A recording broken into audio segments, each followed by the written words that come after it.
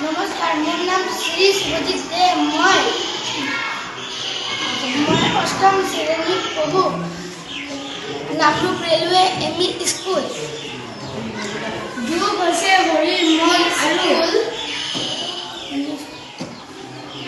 যোগ হৈছে শৰীৰ মন আৰু আত্মৰ এক সন্মিলন। ই শাৰীৰিক, মানসিক আৰু আধ্যাত্মিক বিকাশৰ এক প্ৰাচীন পদ্ধতি। আজিকালি মানুহে ব্যস্ত জীৱনশৈলী আৰু অনিয়মিত অভ্যাসৰ বাবে যোগ কৰিবলৈ সময় নাপায়। তাৰ ফলত হোৱা সমস্যাসমূহ হ'ল মানসিক চাপ আৰু উদ্বেগ,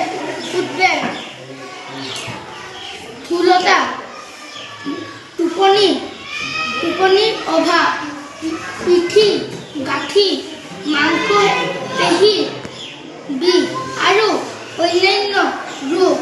যোগে এই সকলোবোৰ সমস্যাৰ সমাধান দিয়ে। সেয়েহে যোগৰ প্ৰতি সচেতনতা বাঢ়িবলৈ আমি যোগৰ ডেমো ক্লাছেছ দিব পাৰোঁ। কেম্পেইন আৰু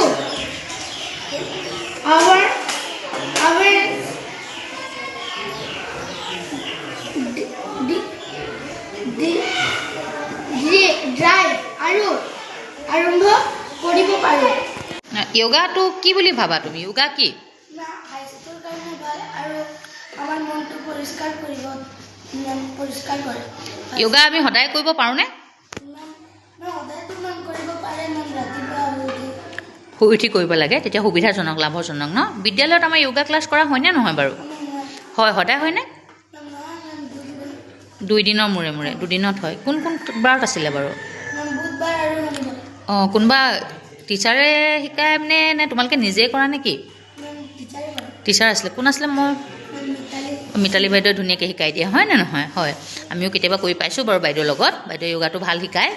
এতিয়া তোমাৰ ঘৰত কিবা সুবিধা আছে নেকি কৰিব পৰাকৈ? তুমি ঘৰত সদায় কৰা? অঁ, দেউতাই শিকাই দিয়ে? অঁ, তো য়োগাটো তুমি সদায় কৰি আছা। য়োগাটো কৰাৰ পিছত ভাল লাগেনে? হালকা হৈ যায় ন? মনটো ফূৰ্তি লাগি থকা নিচিনা লাগে। অঁ, কিবা যিবিলাক মানে বহুতখিনিয়ে য়োগা আছে, তাৰ মাজত যিখিনি উজু সেইখিনিয়ে প্ৰথমতে আৰম্ভ কৰিব লাগে, হয়নে নহয়? তো তুমি আমাৰ ল'ৰা ছোৱালীবিলাকক কিবা পৰামৰ্শ দিবা নেকি য়োগাক লৈ? কোৱাচোন, দুআষাৰ তেওঁলোকক কোৱা।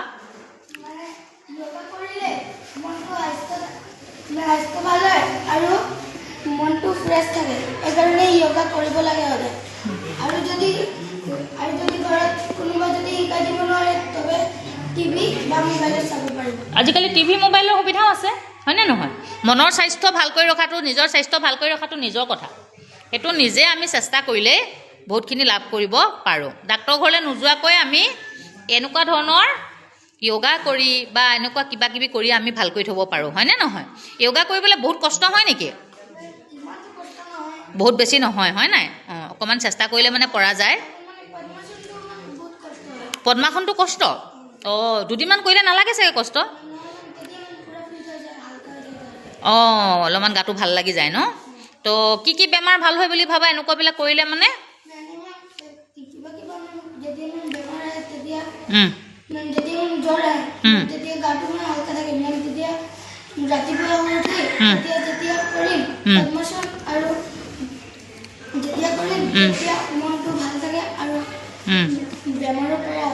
আঁতৰি থাকিব পাৰি। অঁ, মানে বেমাৰ আচলতে নহয়েই বুলি ক'ব পাৰি, হয় নাই? আৰু হ'লেও কি হয়, আসন কৰা মানুহৰ বেমাৰ গাত বেছি দেৰি টিকি নাথাকে, ভাল হৈ যায়। এইটো বৰ এটা আচৰিত কথা।